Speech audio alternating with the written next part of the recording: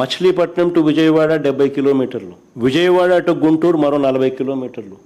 మచిలీపట్నంలో మేము కడతా ఉన్న పోర్టు, మా హయాంలో పోర్టుకు శ్రీకారం చుట్టాం, పనులు మొదలుపెట్టాం, పర్మిషన్లు తెచ్చాం, ల్యాండ్ ఇచ్చాం, ల్యాండ్ కొనుగోలు చేసినాం, ఫైనాన్షియల్ క్లోజర్ కంప్లీట్ చేసినాం, ఎవరితో ప్రమేయం లేకుండా దానికి డబ్బులు వచ్చేట్టుగా ఏర్పాట్లు చేశాం.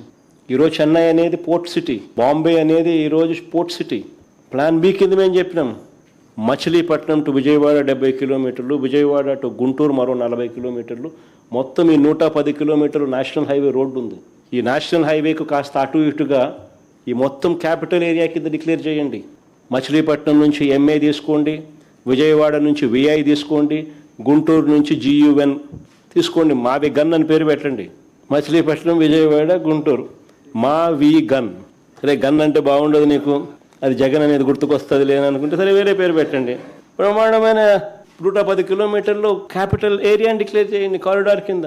కనీసము ప్లాన్ బి అన్న కనీసం పిక్చర్లోకి వస్తే అట్లీస్ట్ నువ్వు పెట్టే 2 లక్షల కోట్ల రూపాయలు ఈ రాజధాని ప్రాంతంలో, అది అయ్యేది కాదు, సచ్చేది కాదు. ఆ 2 లక్షల కోట్లలో 10% పెడితే చాలు, ఈ మచిలీపట్నంకు, ఈ విజయవాడకు, ఈ గుంటూరు మధ్య కనెక్టివిటీ కోసం, రింగ్ రోడ్లు, ఇతరాతర పనుల కోసం, ఇతర మౌలిక సదుపాయాలు, చిన్న చిన్న మౌలిక సదుపాయాల కోసం 10% పెడితే చాలు.